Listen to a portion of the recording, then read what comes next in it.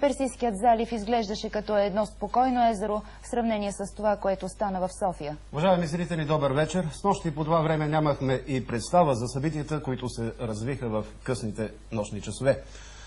Очертаваше се една спокойна вечер, а завърши така вандалски. Какво стана? Хулигани нападнаха сградата на Висшия съвет на БСП.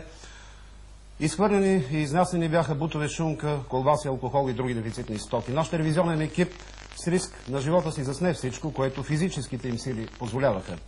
Екипът ни не беше в състояние в буквалния смисъл на думата да си пробие път до телевизията след това, но затова пък всичко е документирано и предоставено на президентството, главното следствено управление и прокуратурата.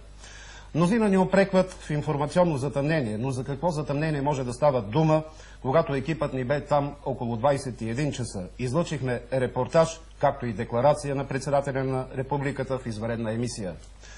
За съжаление, тези, които извършиха престъпното действие, не ни оставиха сценария си и нямахме възможност предварително да монтираме камерите.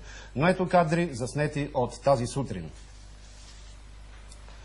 Виждате позорните следи от снощната вандалщина в центъра на нашата столица. Разбити, опожарени и опустошени са клубът на БСП, нейният прес-център, клуб-ресторанта и значителна част от партийния дом. Погромаджиите не се задоволили само с опожаряването му, а изхвърляли през прозореца и компютри, електронна апаратура, дори хладилник. Изгорена и част от архивата. Все още не може да се установи стойността на нанесените щети, но тя сигурно ще има 7-цифрено измерение.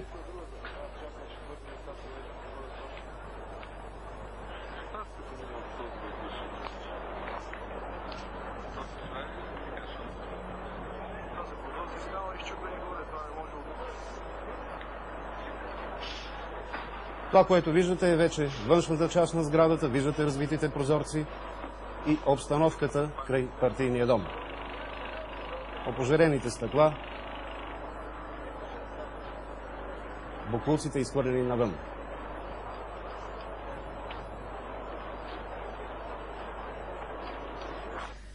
Председателят на републиката Желю Желев покани днес на разговор в председателството ръководителите на основните политически сили в България, както и бюрото на Великото народно събрание.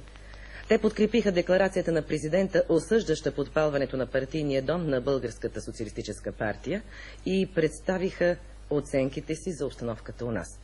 На срещата беше осъдено насилието и беше потвърдено желанието да бъде изкоренено от обществения ни живот.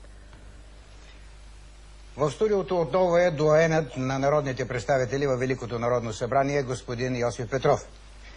Господин Петров, много зрители упрекват нас, а предполагам и вас, че с вашия призив при снощното извънредно включване, заедно с господин Радой Ралин, вие сте възпламенили обстановката.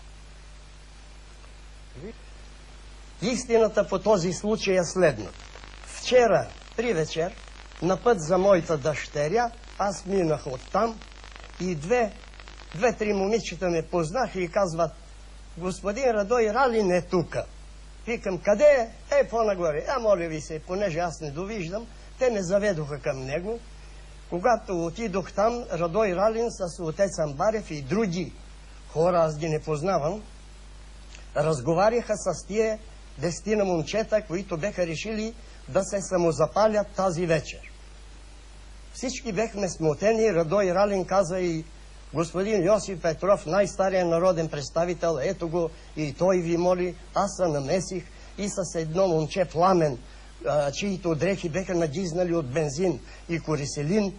Заговорих с него и му казаха: бе, чакайте, не дейте бърза, дайте възможност. Утре, днеска е неделя, работен ден, няма хора, вие имате някакви искания за